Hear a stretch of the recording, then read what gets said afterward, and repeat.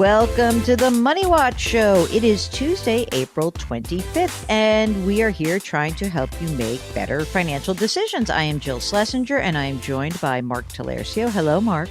Buongiorno.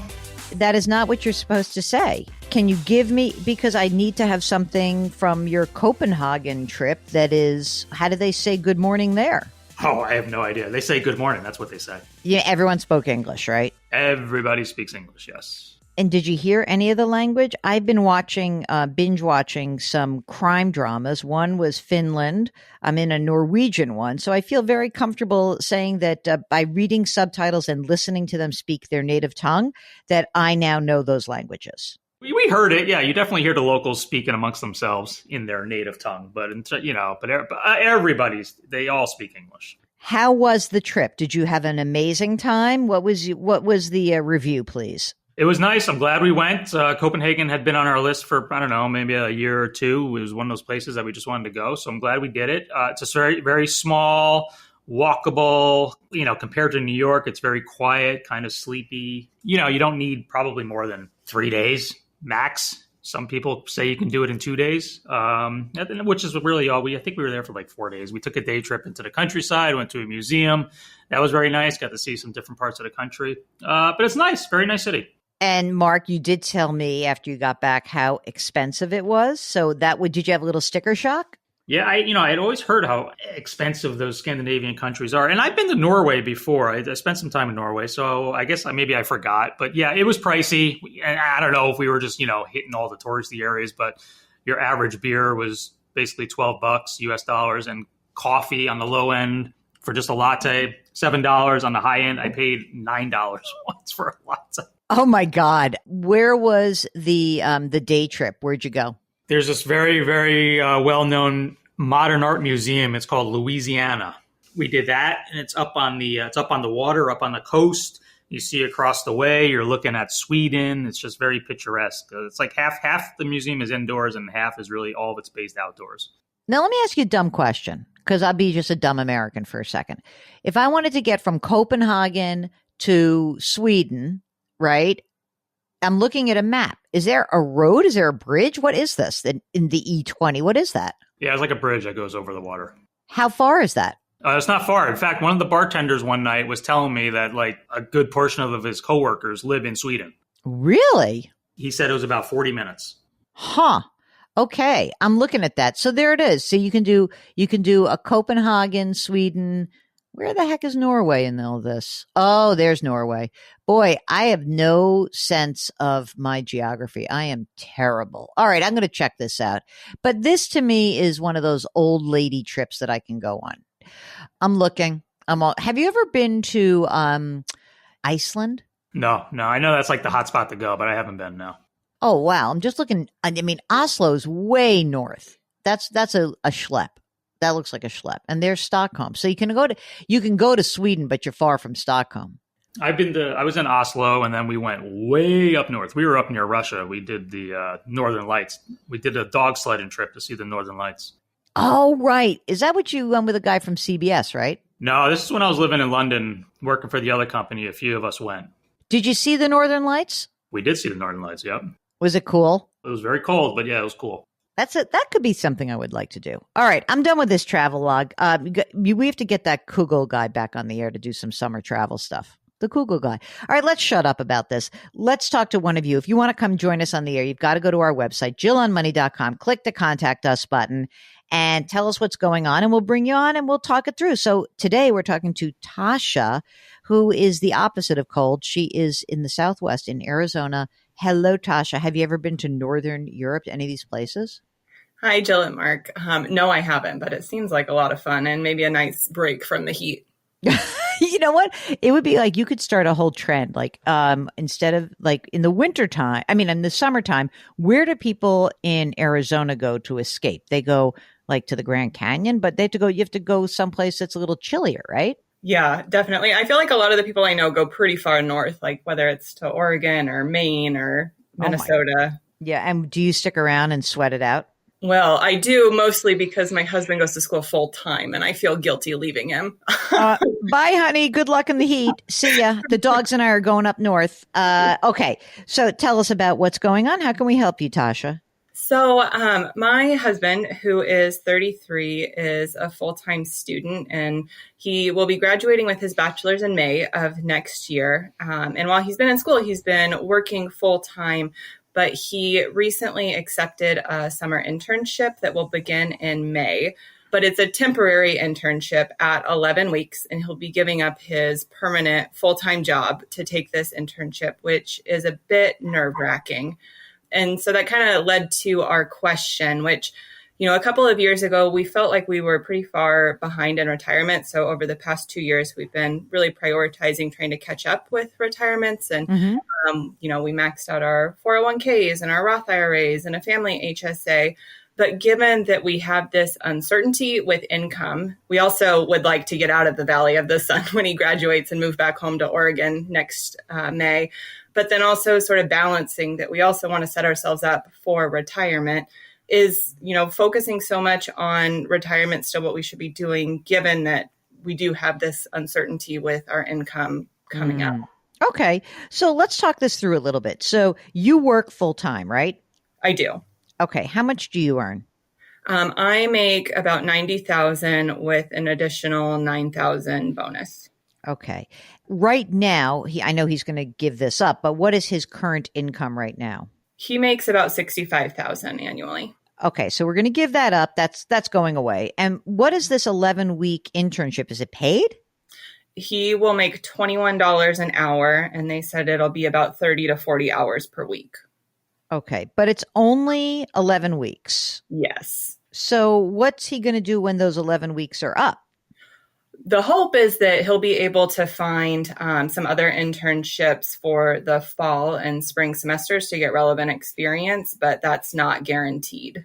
But this is a foregone conclusion. We're not going back on this, right? Well, he hasn't given his notice yet to his current job. However, he doesn't have any, if he kept his current job, he wouldn't be getting any sort of degree related relevant experience to be able to get the job that he wants once he graduates. How many total internships do you think he needs before he's hireable?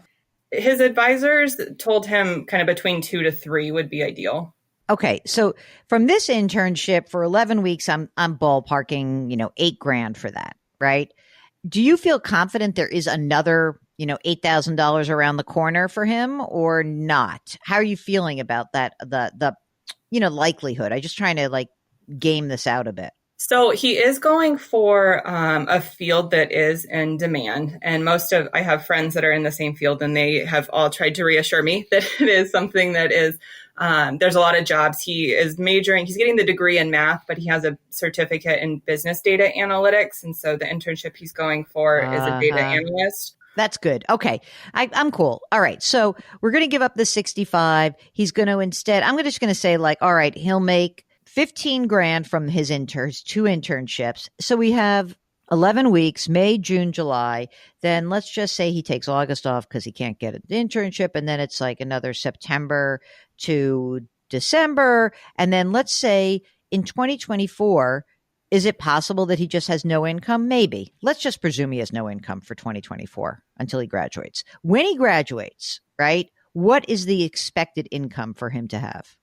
He said that on average, if he does a data analyst, they make between 70 and 90,000 a year, but he is trying to get into a data scientist role, and those are more 110 to 120,000 a year.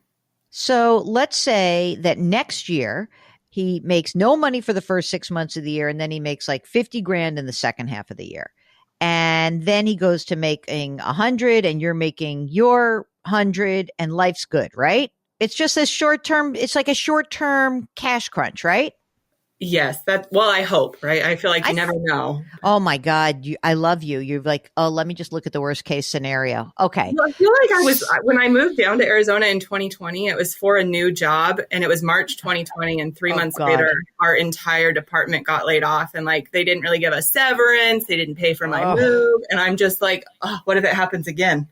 I know it is. And you know what? That's like, okay. A little post-traumatic stress is good for preparation. Yeah. All right. So let's just go through some of the numbers. Right now you're renting, right? Yes. How much is your rent? About $1,300. Okay. So if you look at what you're spending a month right now there in Arizona, what's your monthly nut, do you figure?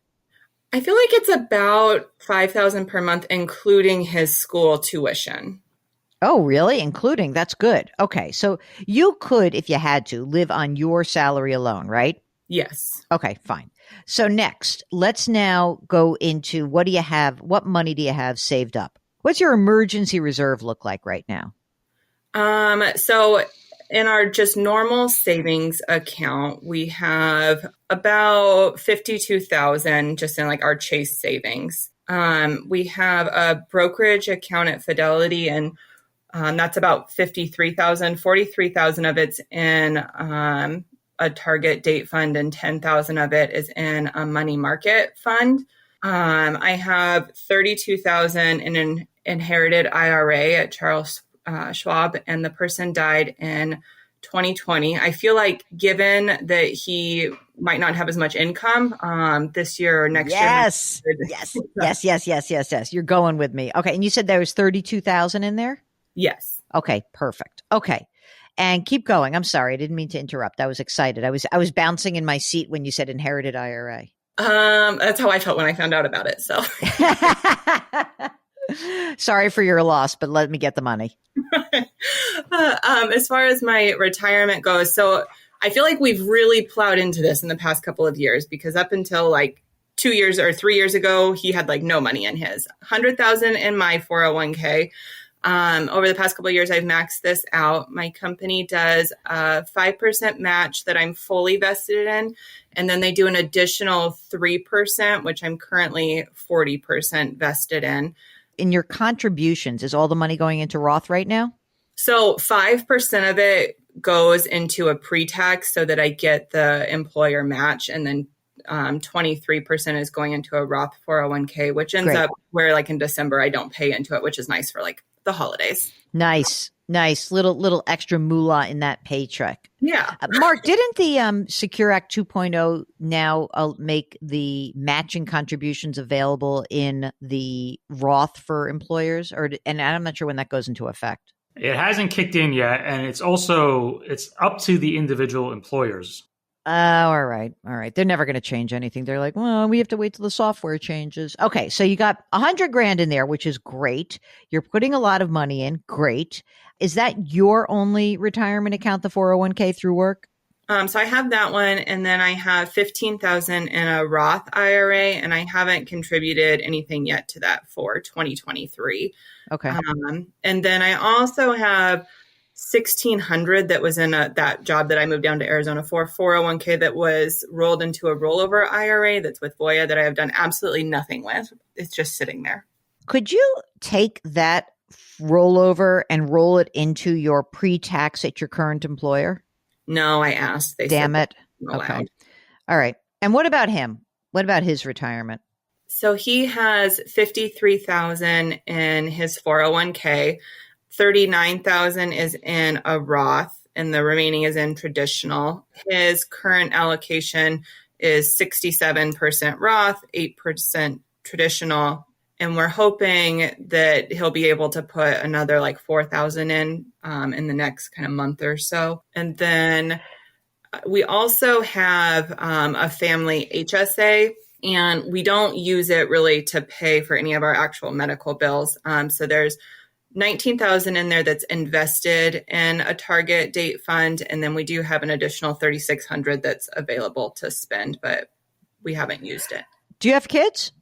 No, we don't. We just have our 13-year-old lab. Okay. I'm getting the gist of this. Okay. When you move back to Oregon, do you think it's going to be more expensive to live there? Do you think? I mean, I think of like, I have friends who live in Portland. I think of it as like an expensive rental city. Is it still? Absolutely. It'll definitely be more expensive to live there than it is here.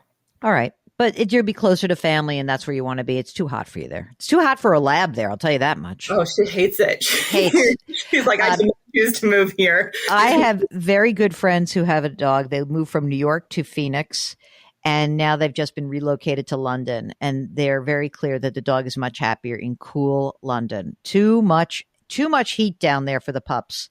First of all, great job of like kickstarting everything. Really great job. So that's number one. Fantastic. Well done. We have a 2-year problem. That's it. I don't want you to freak. It sounds like you're very nervous. Don't worry.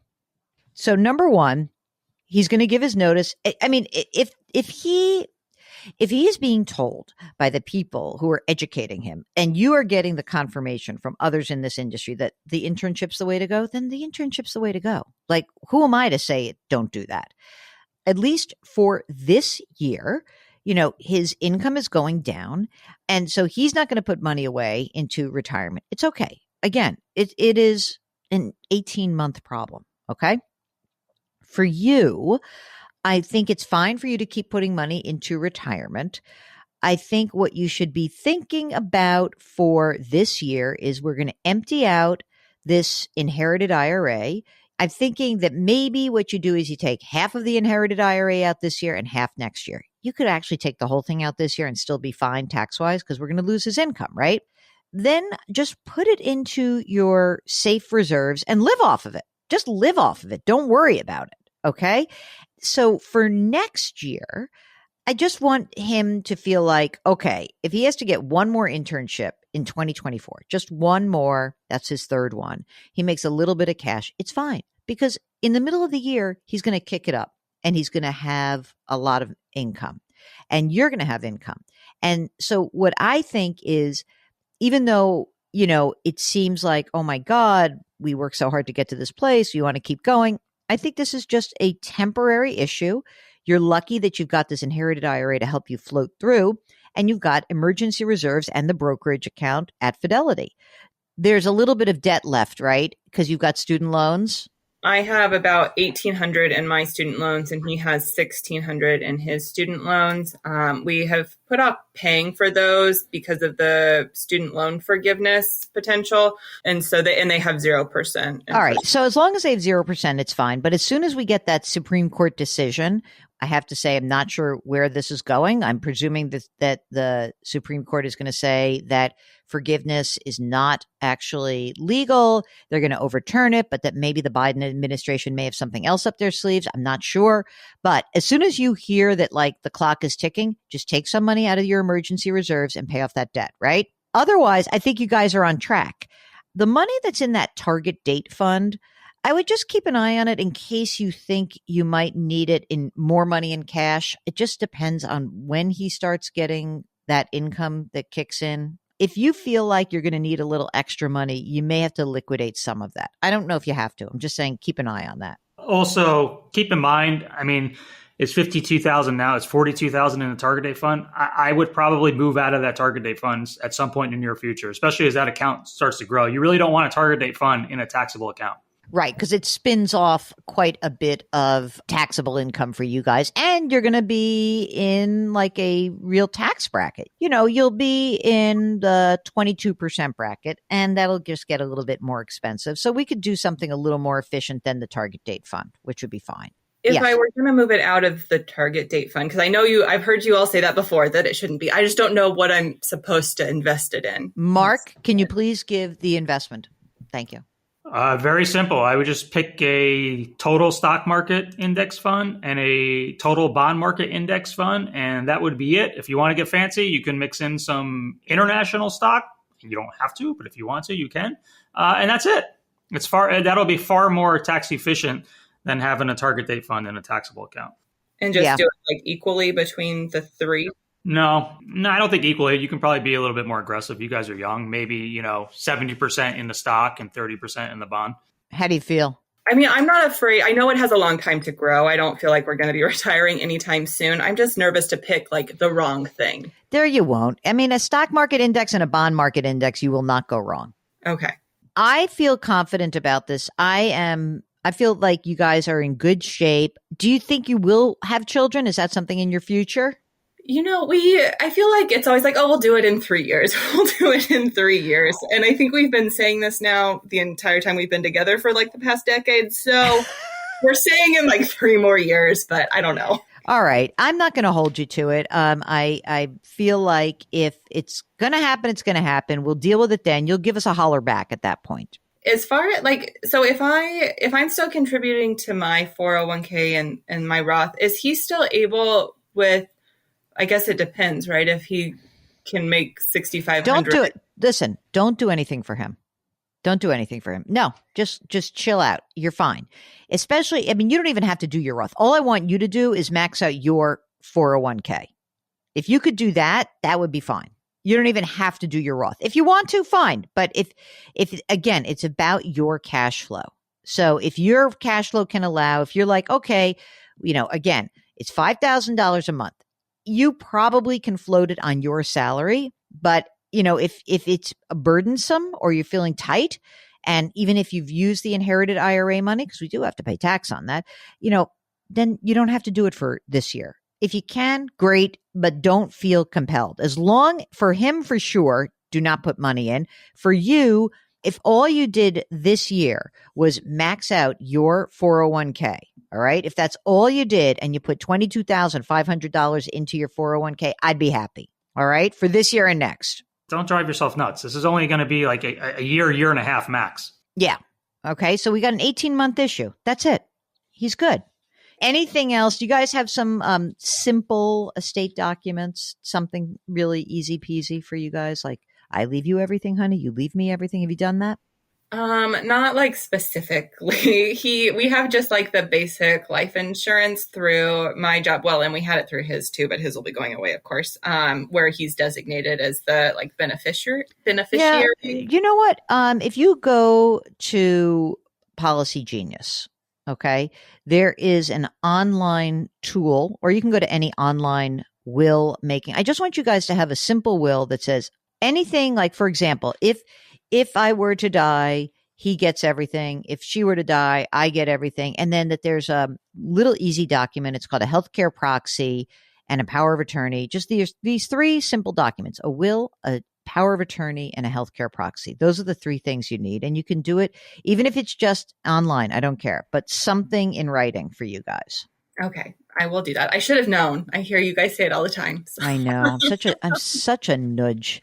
Anything else on your end for us? I don't think so. I appreciate you both chatting with me because I definitely was really nervous about this idea of giving up a permanent full-time job for something temporary. No, it's all right. He's going to be fine. Yeah, you're giving up one permanent full-time job for another one that's just a little bit down the road. That's all. Right. And one that's going to pay more. So congratulations to him. And if we need a data scientist, we'll let you know.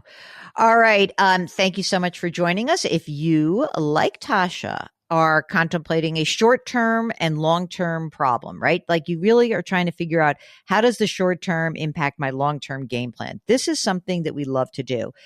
In fact, this is a lot of what I talked about in the Great Money Reset. I mean, this is the kind of thing for Tasha's husband, like he's resetting, he's getting a degree, he's going to be able to make more money at the end of that. So what is that worth and how do you incorporate that? All these big resets in life can really be kind of the cool way to get where you want to go, and don't stress about it. As long as we run the numbers, you're all set. So if you're contemplating a big reset or a small one, you should buy my book, The Great Money Reset. And if you've got a financial question, you should go to our website, JillOnMoney.com, click the Contact Us button, and we will get your note. While you're there, you can subscribe to our new service. It's called Jill on Money Live. That is where you get access to quarterly live webinars and lots more special content. All of that lives on the JillOnMoney.com website. All right. Mark Telaris here is the co-host and executive producer of the show. Karen Kranick is our web queen. We are distributed by Paramount Global. We drop our episodes every Tuesday and Thursday. Try to do something nice for someone else today. Change your work, change your wealth, change your life. Thanks for listening. Talk to you on Thursday.